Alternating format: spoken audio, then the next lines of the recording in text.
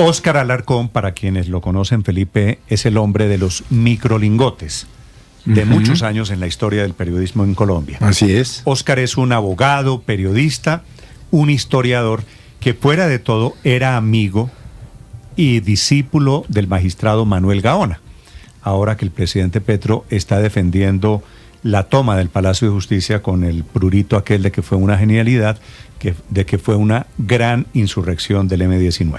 Un acto de insurrección es lo que dice el presidente Gustavo Petro, que además en Twitter, en su red social favorita, el presidente Petro está con la teoría de que Gaona salió vivo del baño del Palacio de Justicia. A pesar de que lo controvierte la historia, ¿no? Todos los documentos controvierten. Todos los testimonios. Lo desmienten. Obviamente que el presidente diga que Gaona Felipe salió vivo, quiere decir lo mató el ejército, no lo mató el M-19.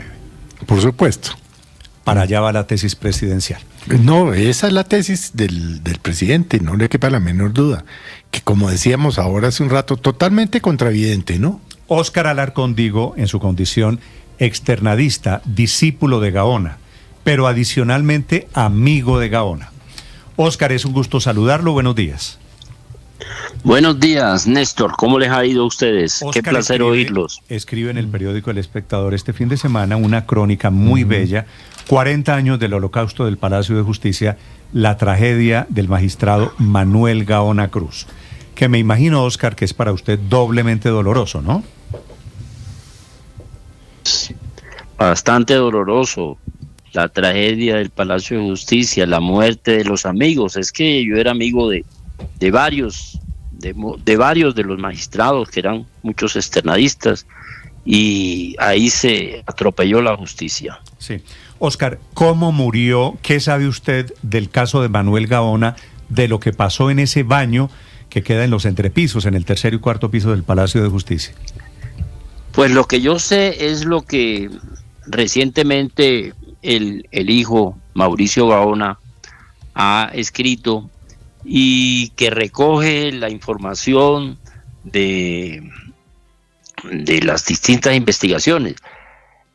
Hay testigos que sobrevivieron y que aseguran que a Manuel lo mató el M-19. A la salida del baño le dio la orden Almarales, a uno de los guerrilleros, que matara a ese señor, a ese, pues con palabras que nos podemos imaginar cuáles fueron.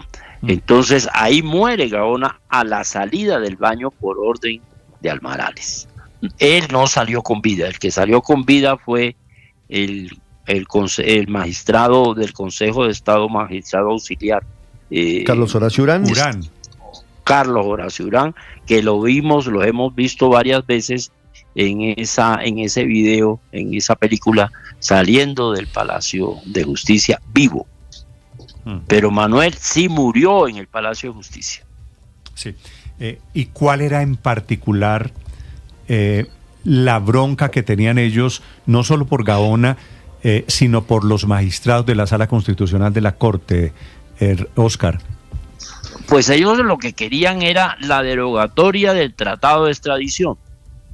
Y para eso habían montado todo un engranaje en el que el principal víctima fue el mismo Manuel, porque ellos, como yo lo cuento en mi crónica de ayer, buscaron la manera de que la demanda le correspondiera a Manuel Gaona, porque era quien ellos pensaban que era el que podía analizarla con profundidad por su conocimiento, y además pretendían falsamente que él iba a estar de acuerdo con ellos.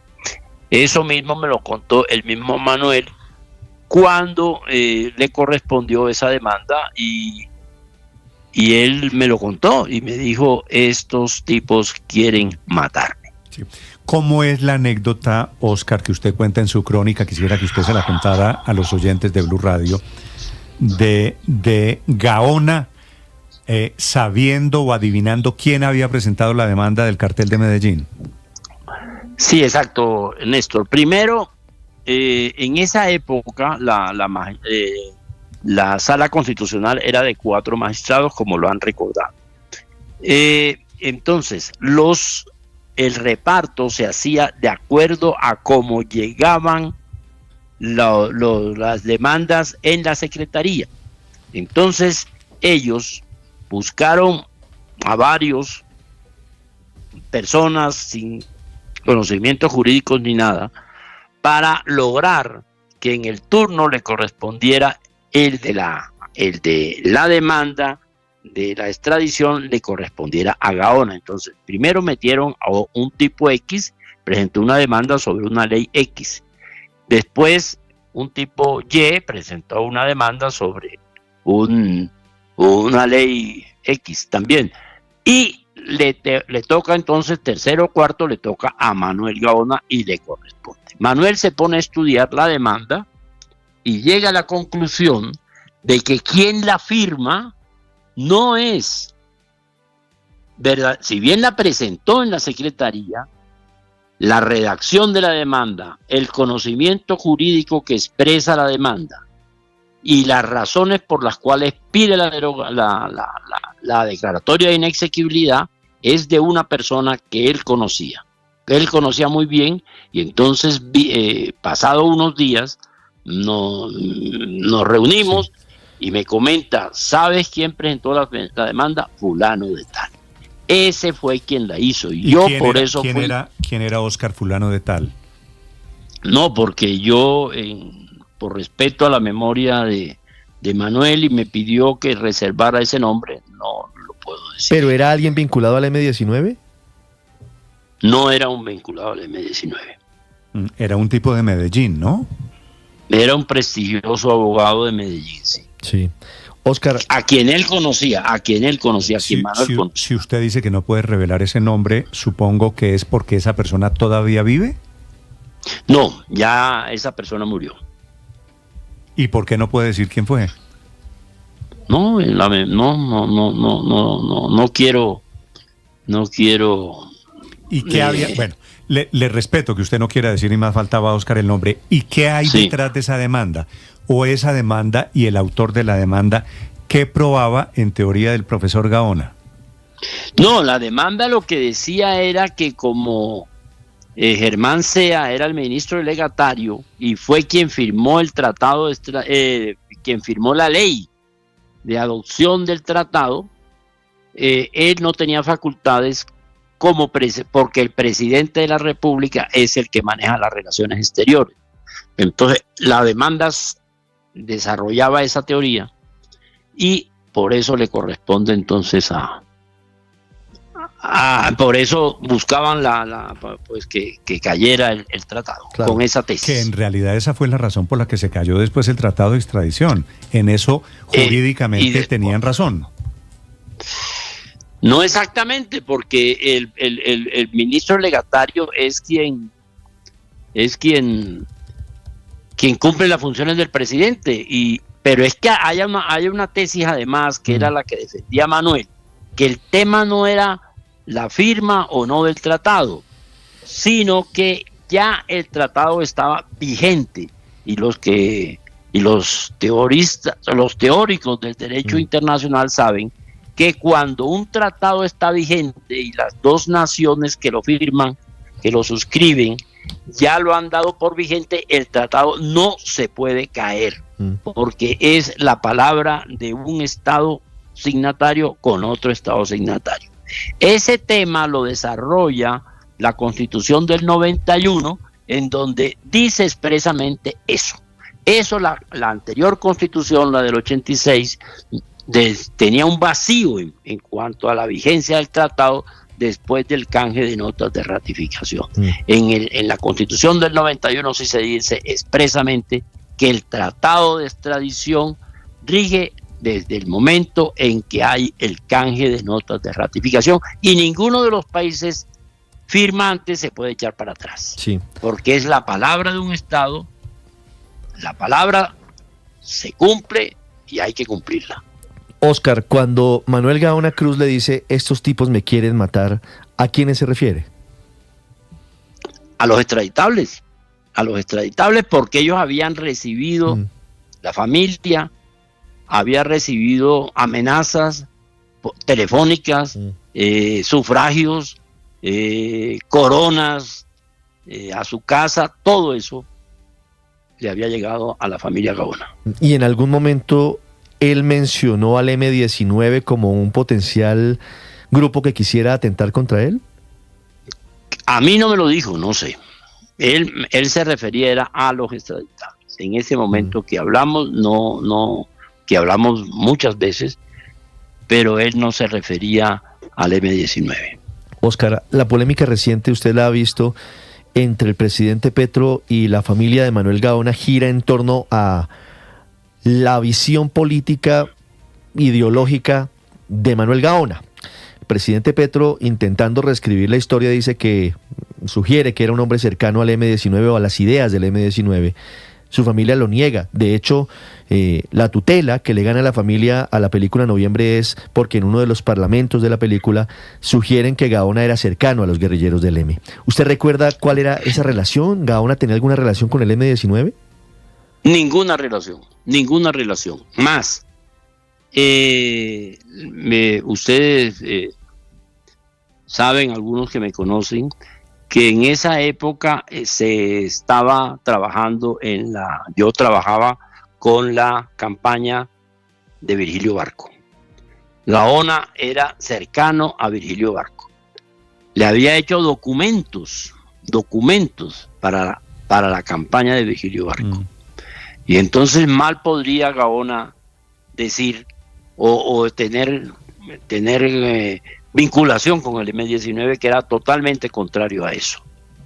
Inclusive por eso, que yo cuento también en mi crónica de ayer, Gaona dice que hablen conmigo, manda un documento que jamás me llegó, lo último que escribió, le dice que hablen conmigo o con el doctor Inestrosa. ¿Y por qué? Porque él sabía que hablar conmigo en ese momento era transmitirle el mensaje al doctor Virgilio Barco, para que lo ayudaran a salir con vida. Esa es la razón de ese mensaje, yo lo interpreté así. ¿Usted alcanzó a hablar con Virgilio Barco en ese momento? Claro que sí, yo alcancé a hablar con Virgilio Barco sin conocer el documento. Sí. Sin conocer ese documento. Hablamos y me dijo que en el gobierno no le paraban bolas, que en el gobierno de Belisario no le estaban parando bolas a nada. Es decir, ¿Virgilio Barco también intercedió para que parara el fuego en el palacio? Sí, señor. Sí, señor. Sí. Óscar, ¿cómo fueron los últimos meses de Manuel Gaona? Él muere ese 7 de noviembre en el Palacio de Justicia, en estas circunstancias que ahora controvierte el presidente Gustavo Petro. Pero ¿cómo es la historia? Yo no sé si la palabra sea depresión o sea una enorme tristeza que tuvo en los últimos años el doctor Gaona. Sí, totalmente. Una tristeza y una depresión. Y no salía a ninguna parte, salía a sus labores en la corte, iba al externado, había pedido unas horas libres porque no podía ir, porque estaba totalmente acabado y estaba era un hombre totalmente distinto del hombre que habíamos conocido antes. Sí. Con una depresión y todo eso. Sí. ¿Usted sabe algo del episodio del baño del Palacio de Justicia, el doctor Gaona, el magistrado Gaona, pidiéndole al Marales que no lo matara porque tenía una hija recién nacida? Sí, señor, eso es cierto. Eso es cierto. Parte de eso me lo contó a mí la consejera de Estado Aide Anzola Linares, a quien aparece ahí inclusive en la película diciendo que Gaona era de M-19. Mentira, ella nunca jamás pudo decir eso. Ella jamás pudo decir eso. ¿Usted vio a propósito, Óscar, la película? Yo la vi. ¿Y cómo le pareció? Yo la vi. Me parece que la tutela puesta por la hija del doctor Gaona solicitó y le aceptaron lo que debía suceder, que esos párrafos y por repetir una película diciendo esa cosa, eso no tiene razón de ser. No, pues esa es una ficción que metieron ahí. Eso es ¿Cómo? eso es manchar el nombre de un magistrado. Correcto. Y lo pone como un muñeco ahí. No me gustó a mí tampoco la película. Vale. No me gustó. Pues Óscar, un gusto saludarlo. Bueno, le agradezco mucho, Néstor, y muchas gracias por la invitación. Le iba a hacer, si me permite, una pregunta final. Usted habló con Gabo, que sé que era familiar, amigo suyo, ¿verdad? Sí, cómo no, sí. ¿Usted habló con Gabo del Palacio de Justicia? No, yo no me acuerdo haber hablado con él sobre ese tema. Que siempre, No me acuerdo. que siempre quedé con la sensación de que ahí faltó algo de literatura alrededor del Palacio de Justicia. Yo sí creo, yo no hablé con él de ese tema. Vale. Óscar Alarcón, del periódico El Espectador, que tiene aquí muchas aristas. Óscar, un gusto saludarlo. Gracias. Le agradezco mucho, saludos a los compañeros.